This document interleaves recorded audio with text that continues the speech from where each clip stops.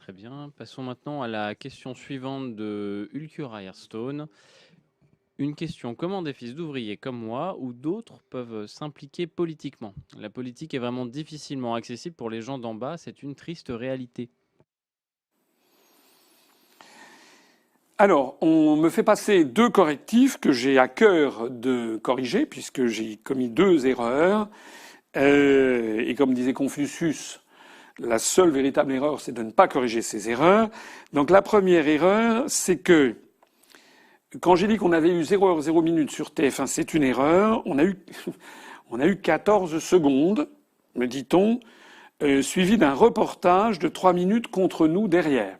Donc on a eu 14 secondes suivi de 3 minutes de dénigrement. Mais de fait, je n'ai pas le droit de dire qu'on a eu 0 secondes, on a eu 14 secondes. J'avoue que 14 secondes, je sais pas très bien ce qu'on a pu dire en 14 secondes, parce que si je dis Union populaire républicaine, ça fait déjà, à mon avis, déjà la moitié. Ça fait déjà 6 ou 7 secondes. Enfin bref. La deuxième erreur, oui, effectivement, c'est une erreur.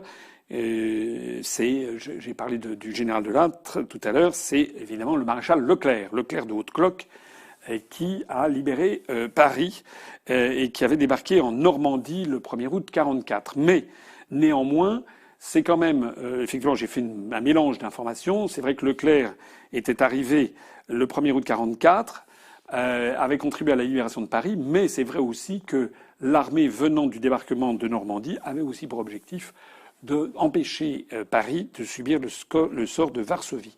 Je vous prie de m'excuser de cette petite confusion historique. Je vois qu'on a des auditeurs extrêmement attentifs. Je les en remercie parce que ça n'est pas bien de faire une erreur. Voilà.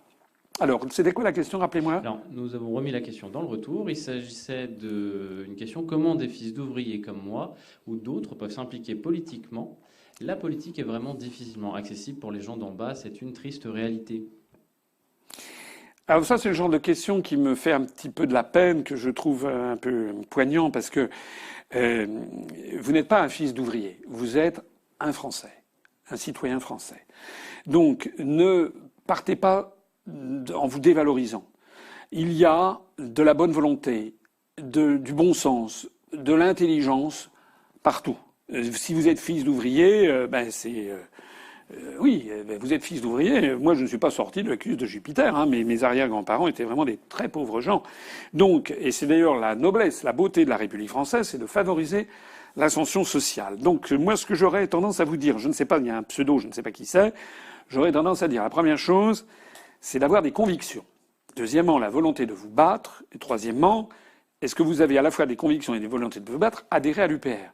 Mais ensuite, eh bien, on fera, l'UPR sera ce que vous en ferez.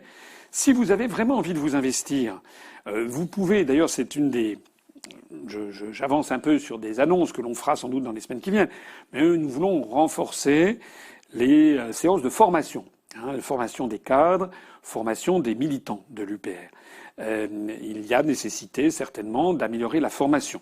Il y a nécessité, j'en profite pour lancer aussi ici un appel, j'ai déjà eu l'occasion de le dire, mais je le relance, un appel à la maturation des idées et la maturation des comportements. Nous avons beaucoup de militants, notamment sur Internet, qui parfois sont trop vindicatifs. Vindicatifs, c'est-à-dire trop agressifs, notamment vis-à-vis des gens qui ne partagent pas leur opinion. Alors j'ai déjà eu l'occasion de le dire, malheureusement je ne suis pas responsable de tous les adhérents et militants du PR. Je suis encore moins responsable des trolls, parce qu'il y a des trolls particulièrement vicieux qui se font passer pour des adhérents de l'UPR pour en fait avoir un comportement particulièrement désagréable pour ensuite qu'on dise ouais l'UPR c'est son. Je pense qu'il faut que l'ensemble des adhérents, des militants de l'UPR sachent qu'ils se représentent chacun une vitrine du mouvement. Ils n'ont pas à se comporter de façon vindicative sur Internet. En revanche, de façon toujours polie, sereine et collaborative. Moi, ce monsieur ou cette dame, a priori c'est un monsieur parce qu'il me dit des fils d'ouvriers, eh bien, qu'il se fasse connaître. Je ne sais pas s'il est adhérent. S'il n'est pas adhérent, qu'il adhère. S'il est adhérent, qu'il nous écrive, qu'il m'écrive à l'UPR. Et puis, s'il habite dans la région parisienne, on le recevra. Je le recevrai personnellement. S'il est en province, on demandera à notre délégué de le recevoir. Et puis, c'est vrai que c'est difficile pour les gens d'en bas, comme ils disent, mais ne partez pas de ce point de vue.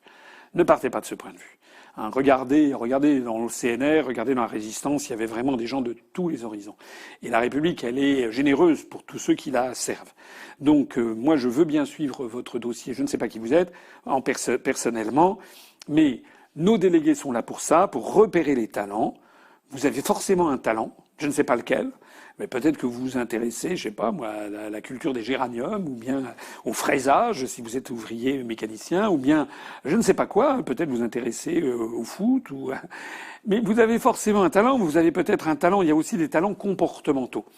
Ce dont on a besoin, c'est de gens qui aient suffisamment de. Par exemple, il y a des gens qui ont un talent pour nouer des relations, pour être un peu commerçant, un peu convivial, qui nouent très facilement des relations. Il y a d'autres personnes qui sont plus réservées, plus timides, plus introverties, qui ont des difficultés.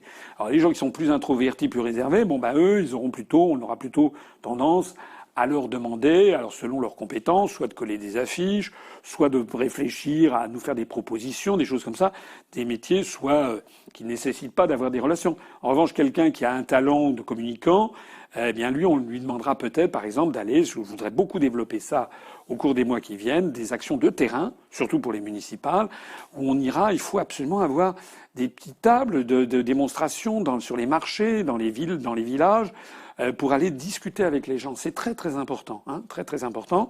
Voilà. Écrivez-nous, et puis on essaiera de voir ce qu'on peut faire pour vous. Et quand je dis vous, c'est pas seulement vous qui avez posé la question, c'est toutes les personnes comme vous. Ne vous sous-estimez jamais. Hein. Voilà. Ayez confiance en vous. Décidément, c'est en train de verser au développement personnel ce soir. J'ai dit tout à l'heure, be yourselves, hein, je dis en anglais parce que Mananda Mai, qui était une indienne, s'exprime en anglais. Soyez vous-même. Mais deuxièmement, ayez confiance en vous. Hein, vraiment, voilà, ayez confiance en vous, toujours.